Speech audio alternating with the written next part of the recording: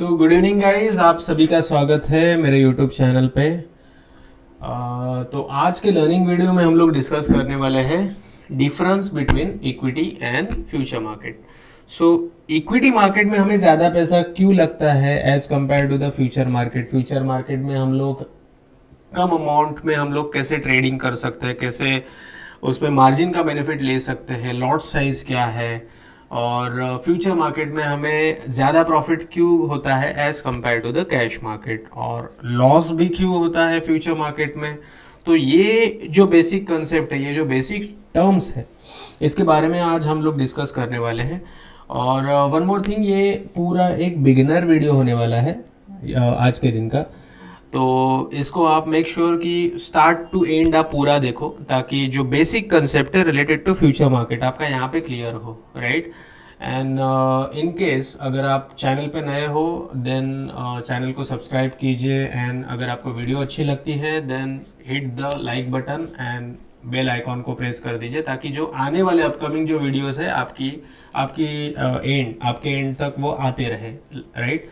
तो ये जो फ्यूचर मार्केट का ये जो कंसेप्ट है, इसको समझने के लिए मैंने एक छोटा सा प्रेजेंटेशन बनाया है, ताकि आपका जो ये कंसेप्ट है ये पूरी अच्छी तरह से ये क्लियर हो, ठीक है। तो हम लोग प्रेजेंटेशन की ओर चलते हैं guys. Okay, so as of now आप स्टॉक मार्केट जो है हमारा, उसको थोड़ा आप साइड में रख दीजिए और हम लोग एक रियल लाइफ का एक एग्जांपल देखते हैं। सो अभी रियल लाइफ में क्या हो रहा है, यहाँ पे एक सेलर है जो अपना लैंड वहां पे सेल उसको करना है, और वो इंटरेस्टेड है वो अपना लैंड सेल करने के लिए। और टोटल उसका जो लैंड है दैट इज 2000 स्क्वायर फीट है, जिसका वैल्यूएशन वो कोट कर रहा है around 500 rupees. So total value जो निकल के आ रहा है दैट इज 10 लाख रुपीज तक उसका वैल्यूएशन निकल के आ रहा है। तो उसने एक बायर को अप्रोच किया, तो ये प्रपोजल को देखकर बायर ने सेलर को अप्रोच किया। सो बायर इंटरेस्टेड है वहां पे ये जो प्रपोजल है उसका एक्सेप्ट करने के लिए, लेकिन बायर इतना अग्रेसिव क्यों है। जो वैल्यूएशन है वो वैल्यू के ऊपर वो रेडी है लेने के लिए, ना कि उसने कुछ बार्गेनिंग किया, कुछ भी उसने रेट जो है दैट इज 500 रुपीज का उसने रेट कोट किया, उसको बार्गेन करने के लिए उसने सेलर को कुछ भी नहीं बोला। तो ये बायर इतना अग्रेसिव क्यों है, क्योंकि बायर को पता है आने वाले 15 टू 20 वर्किंग डेज में वहां पे एक गवर्नमेंट का प्रोजेक्ट आएगा रिलेटेड टू द एयरपोर्ट। तो जो गवर्नमेंट के जो प्रोजेक्ट है उसमें क्या लिखा है कि अगर वहां पे ये प्रपोजल जो गवर्नमेंट का प्रपोजल है वो अगर एक्सेप्ट होता है देन वहां पे एयरपोर्ट हो सकता है, ताकि हमें पता है कि अगर वहां पे ये प्रोजेक्ट अगर ये सक्सेस हो जाता है, आ जाता है एयरपोर्ट वहां पे, देन जो वैल्यू है लैंड का वो 500 रुपीज जो आज की डेट में बायर ने पे करके सेलर से लिया है, तो वो आने वाले दिनों में after the completion of the project या फिर जो प्रोजेक्ट अप्रूव भी होता है देन जो वैल्यू है वो 600 टू 700, मतलब अकॉर्डिंगली वो वैल्यू बढ़ेगा। जो वैल्यू अभी राइट नाउ है अकॉर्डिंगली वो वैल्यू आगे जाके बढ़ सकता है। ये इसका प्रेडिक्शन है, ये इसका एनालिसिस है, राइट। लेकिन अभी दिक्कत क्या है, मेन अभी प्रॉब्लम यहाँ से शुरू हो रही है। तो बायर के पास ना 10 लाख रुपीज अभी राइट नाउ फंड अवेलेबल नहीं है, बिकॉज उसके पास इतनी बड़ी अमाउंट अवेलेबल नहीं है। तो उसने क्या किया, एक ब्रोकर को अप्रोच किया। तो ब्रोकर ने क्या बोला, ठीक है चल तेरे पास अभी 10 लाख नहीं है ना, तो मैं एक काम करता हूँ, ऑन 20% मार्जिन, दैट इज जो निकल के आता है 10 लाख का 20% मार्जिन, तू मुझे 2 लाख रुपए दे दे अभी, तो you can hold the land. तू जो लैंड है वो तू होल्ड कर सकता है, लेकिन ये जो लैंड अभी मैं तुझे दे रहा हूं वो तू कभी भी सेल नहीं कर सकता, इमीडिएटली यू कैनॉट सेल। जो तुझे सेल करनी है 30 तारीख के पहले, मतलब एक्सपायरी के पहले तुझे ये सेल करनी है, वेदर यू आर प्रॉफिट और लॉस, जो भी, मतलब चाहे तेरा प्रॉफिट हो या फिर लॉस हो, तुझे वो सेल करनी ही है। मतलब तू अपनी इच्छा से इमीडिएटली उसको सेल नहीं कर सकता, तुझे वो सेल करनी है एक्सपायरी के पहले। मतलब 30 तारीख को उसकी एक्सपायरी है, तो आज अपना 10 तारीख चल रहा है, तो 30 तारीख को उसकी एक्सपायरी है, 30 तारीख के पहले तेरे को वो जो लैंड है वो सेल कर ही देना है, राइट, जो प्रॉफिट में हो या फिर लॉस में हो, ठीक है। तो लेट्स से हम लोग एक सिनेरियो 1 हम लोग देखते हैं। तो सिनेरियो 1 में क्या हुआ, ये जो प्रपोजल था ये प्रपोजल एक्सेप्ट कर लिया गवर्नमेंट ने, और जो एयरपोर्ट रिलेटेड जो भी न्यूज थी वहां पे वो अप्रूव हो गई। तो उससे क्या हुआ, ये जो 500 रुपीज का जो वैल्यू है पर स्क्वायर फीट का, वो अभी हो चुका है 600 रुपीज पर स्क्वायर फीट, राइट।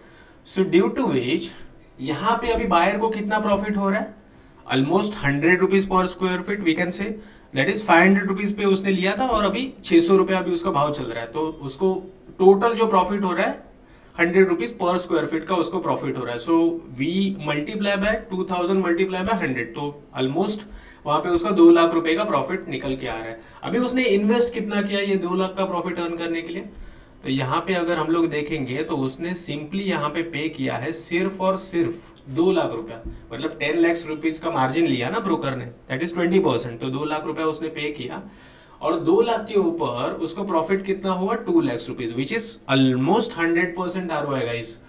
सो ये जो फ्यूचर मार्केट है ना, ये पूरा लिवरेज का गेम है, लिवरेज के ऊपर ये चलता है। तो इसमें सिनेरियो 1 हम लोगों ने देख लिया, राइट।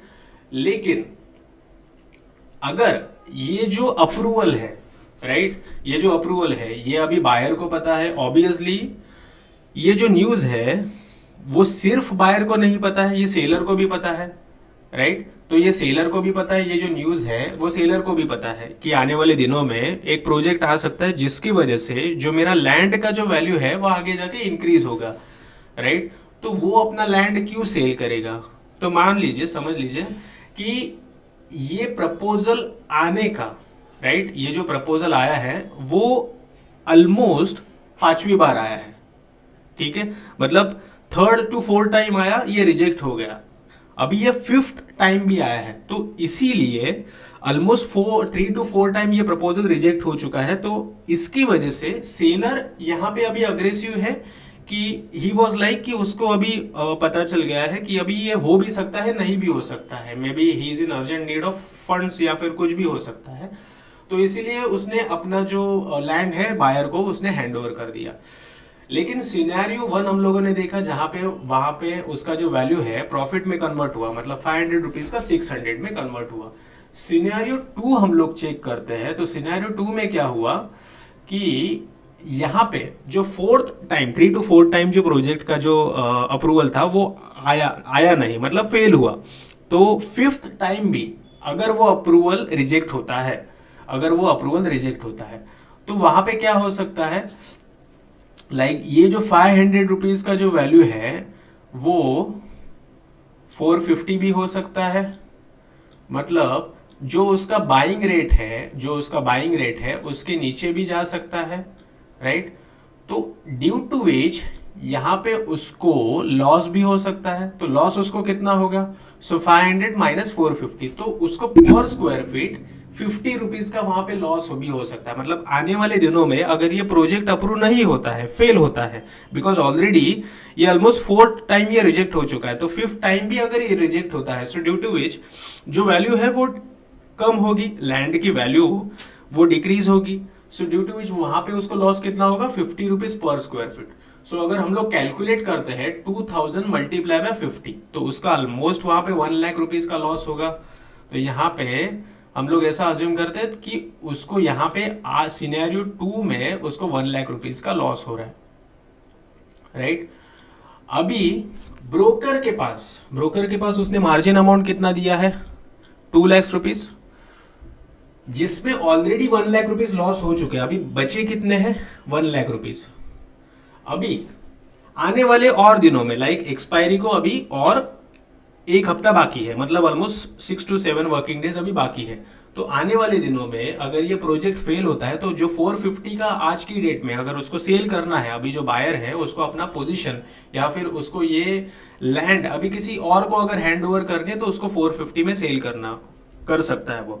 लेकिन वो क्या सोचता है कि ठीक है हम लोग एक काम करते हैं कि और थोड़ा इसको होल्ड कर लेते हैं, लाइक जो अपना जो बाइंग रेट है वो तो एटलीस्ट आए, लेकिन due to fail of this project ये जो वैल्यू है 450 का वो और डिक्रीज हो सकता है। से आप समझ लो यहाँ पे कि उसका अभी जो वैल्यू है दैट इज 430 हो चुका है, राइट। तो अभी इसको लॉस कितना होगा, अभी इसको लॉस कितना होगा 500 माइनस 430, ऑलमोस्ट यहाँ पे पर स्क्वायर फीट उसको 70 रुपीज का लॉस होगा। तो यहाँ पे अभी और उसका लॉस कितना बढ़ चुका है, पहले 1 लाख था, अभी उसका लॉस ऑलमोस्ट, अभी अगर हम लोग कैलकुलेट करते हैं तो टोटल इसका लॉस होगा 70 रुपीज पर स्क्वायर फीट। तो 70 rupees per square feet which is 1,40,000। तो पहले 1 लाख का लॉस था, अभी 40,000 और ऐड हो चुके हैं। सो धीरे धीरे अगर ये प्राइस डिक्रीज होती रही तो एक लेवल ऐसा भी आ सकता है कि उसका लॉस ये 2 लाख के आसपास आने लगे। तब इमीडिएटली उसको ब्रोकर एक फोन करके बोलेगा कि भाई तेरा अभी जो मार्जिन लिमिट है वो अभी एक्सीड हो चुका है, either you can sell of the position, either तू तेरा जो पोजीशन है वो सेल कर दे, मतलब जो तेरा लैंड तूने जो होल्ड किया है उसको तू किसी और को बेच दे, या फिर तू तेरा लॉस बुक कर ले, या फिर अगर तुझे और पोजीशन को होल्ड करना है तुझे और पैसा अकाउंट में ऐड करना पड़ेगा, लाइक 1 लाख 2 लाख जो भी है तो उसको वो तुझे ऐड करना पड़ेगा, ठीक है, बिकॉज एक्सपायरी के लिए अभी भी और 6 दिन बाकी है, ठीक है। तो ये जो हम लोगों ने एग्जांपल देखा ना, सिनेरियो 1 और सिनेरियो 2, तो यहाँ पे क्या है, due to high leverage product हम लोगों ने लिवरेज के ऊपर यहाँ पे काम किया है।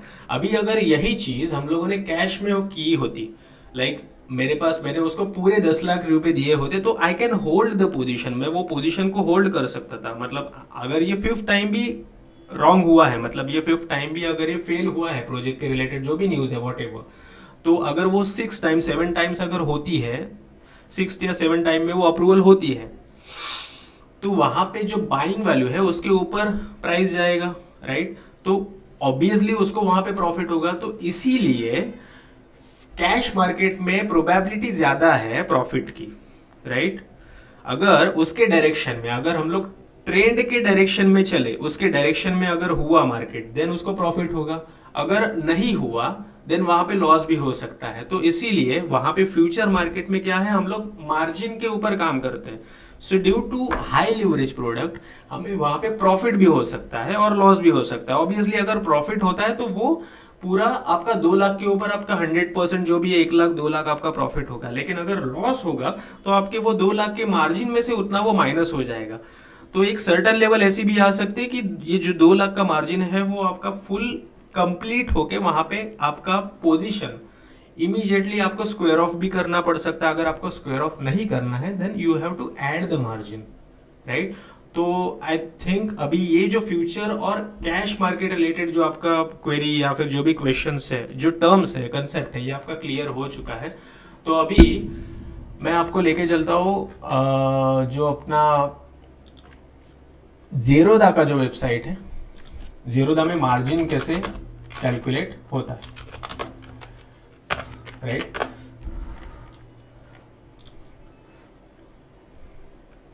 ओके, सो अभी यहाँ पे आरती इंडस्ट्री का आपके पास ये फ्यूचर में हम लोग अगर ट्रेड करना है, आरती इंडस्ट्री का अगर मुझे फ्यूचर बाय करना है तो यहाँ पे एनएफओ मैंने सिलेक्ट किया, फ्यूचर में हम लोग गए और आरती इंडस्ट्री का अभी ये 25 जनवरी, मतलब आने वाले 2 दिनों में यहाँ पे भाई एक्सपायरी है।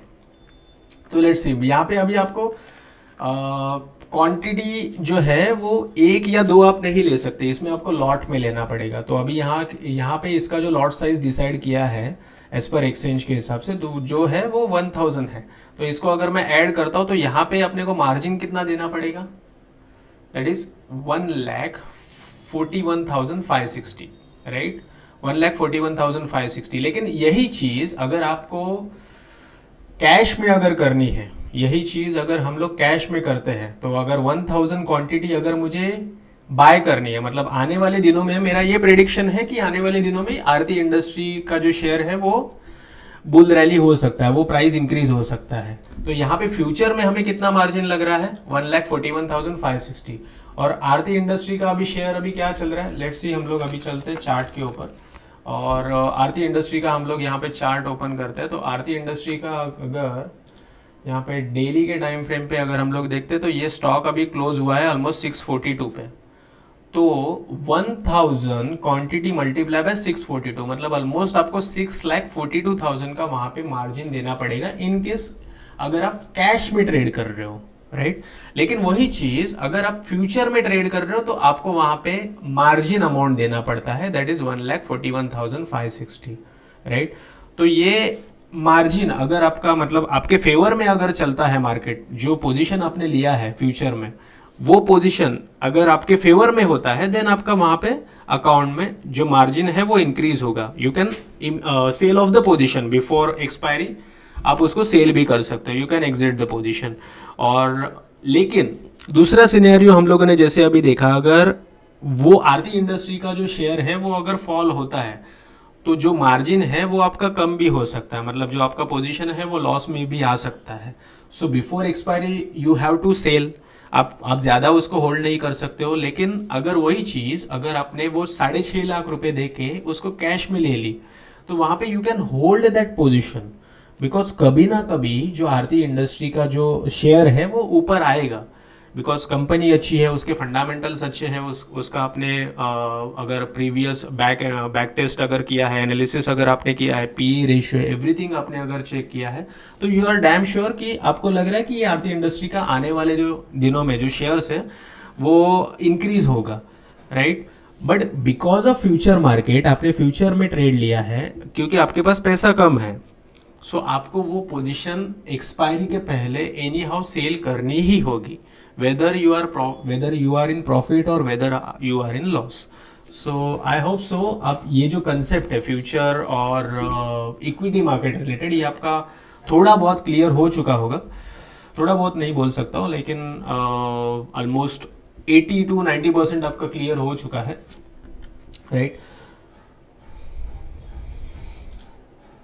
तो अगर वीडियो आपको अच्छी लगी है तो वीडियो को लाइक कर दीजिए और चैनल को अपने सब्सक्राइब कर दीजिए। Thank you. सो मिलते हैं अगली वीडियो में गाइस, लेट्स सी। चलो बाय, टेक केयर।